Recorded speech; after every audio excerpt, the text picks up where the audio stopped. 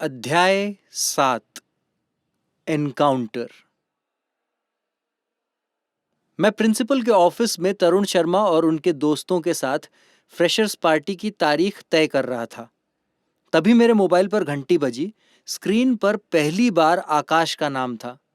उसने मुझे पहले कभी कॉल ही नहीं किया था, इसलिए मैं हैरान था। कॉल लेने के लिए मैं ऑफिस से बाहर गया। आकाश बोला, 4 सितंबर को शंकर महादेवन का कॉन्सर्ट है, आ रहे हो ना? यह मेरी जिंदगी में पहली बार था जब आकाश ने मुझे किसी चीज के लिए इनवाइट किया था। मैंने बोला, बेशक, लेकिन पहले हम फ्रेशर्स पार्टी की तारीख तय कर लें, तब मैं तुम्हें पक्का बता पाऊंगा। मैंने अभी अपनी बात पूरी भी नहीं की थी कि उसने फोन काट दिया। मैंने उसे वापस कॉल किया और कहा, हाँ मैं जरूर आऊंगा, मैं तो बस मजाक कर रहा था। मैं मानव और अक्की को भी अपने साथ ले आऊंगा। तब उसने मुझे बताया कि मानव के कॉलेज में कोई टेस्ट है, इसलिए वो नहीं आ सकता, और अक्की का 4 सितंबर को कोई स्टेज प्ले है। उसके जवाब से मुझे बहुत गुस्सा आया। उसने मुझे सबसे आखिर में कॉल किया था जब सबने उसे ना कह दिया था। अगर कॉन्सर्ट और फ्रेशर्स पार्टी की तारीखें टकरा जाती तो सब कुछ गड़बड़ हो जाता। मैं अपनी उंगलियां क्रॉस करके प्रिंसिपल के ऑफिस के बाहर खड़ा था, लेकिन इस बार कोई ड्रामा नहीं हुआ। फ्रेशर्स पार्टी के लिए 14 सितंबर की तारीख तय हो गई।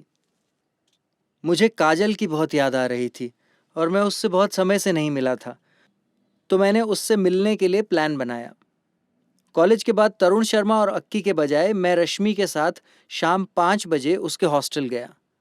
हॉस्टल जाते समय मैंने रश्मि को बताया कि मैं काजल से प्यार करता हूं और उसे प्रपोज करने वाला हूं। पहले तो उसे लगा कि मैं मजाक कर रहा हूं, लेकिन फिर वो निराश हो गई। मुझे पता था कि मैं उसकी निराशा के लिए कुछ नहीं कर सकता। मैंने काजल को फोन करके तैयार होने को कहा। हम बोटिंग के लिए बड़ी लेक गए। हमने एक पेडल बोट 1 घंटे के लिए किराए पर ले ली और झील में बोट चलाने लगे। पानी की शांति हमारे बीच की चुप्पी को निखार रही थी। मैं उस पल को हमेशा के लिए रुकवाना चाहता था। मुझे अपनी जिंदगी का सबसे बेहतरीन वक्त मिल रहा था। मुझे ऐसा लग रहा था जैसे मैं स्वर्ग में उड़ रहा हूं और काजल एक परी है, मेरा दाहिना हाथ पकड़े हुए मेरे साथ उड़ रही है। जब हम एक खूबसूरत महिला को प्रकृति के साथ जोड़ते हैं तो हम एक अपरिभाषित परिणाम पाते हैं। मुझे वही परिणाम उस दिन मिला। मैं झील के बीचों बीच था। उसे प्रपोज करने का ये सबसे अच्छा समय था, लेकिन मैंने नहीं किया। मैं बस नहीं चाहता था कि कोई भी पल खराब हो। तो 90 मिनट बाद मैंने उसे एक ऑटो में बिठाकर ठीक 8 बजे उसके हॉस्टल छोड़ दिया। अच्छे पलों की अपनी एक कीमत होती है। यह भी मेरी जिंदगी का एक महंगा दिन था। मैंने उस दिन 700 रुपए खर्च किए। मेरे पास पैसे कम थे, तो मैंने लिफ्ट लेने का फैसला लिया ताकि कुछ पैसे बचा सकूं। मैं अपने कमरे से 5 किलोमीटर दूर था। मुझे एक आदमी से लिफ्ट मिली, जो लंबा, थोड़ा मोटा और करीब 40 साल का था। वो अपने हीरो होंडा स्प्लेंडर मोटरसाइकिल पर था। जैसे ही मैं उसकी स्प्लेंडर पर बैठा, उसने खुद को पीछे की तरफ यानी मेरी तरफ धकेला। मैंने भी खुद को पीछे की तरफ धकेला। फिर वो अपनी पहली पोजीशन पर वापस लौट आया। 3-4 बार यही हरकत दोहराने के बाद उसने मुझसे कहा कि मैं उसे पकड़ लूं। उस अजीब स्थिति में मैं बुरी तरह घबरा गया। मेरा सामना एक गे आदमी से हुआ था। वो मेरे साथ संबंध बनाना चाहता था।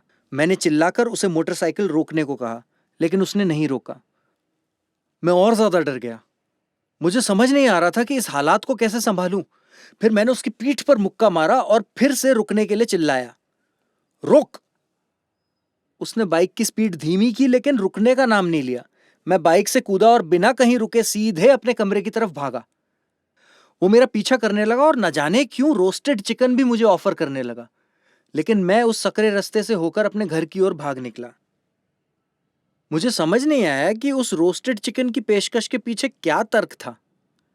हाँ, यह सच था कि मैं वर्जिनिटी खोने के आकाश के आइडिया से उत्साहित था, लेकिन ऐसे नहीं।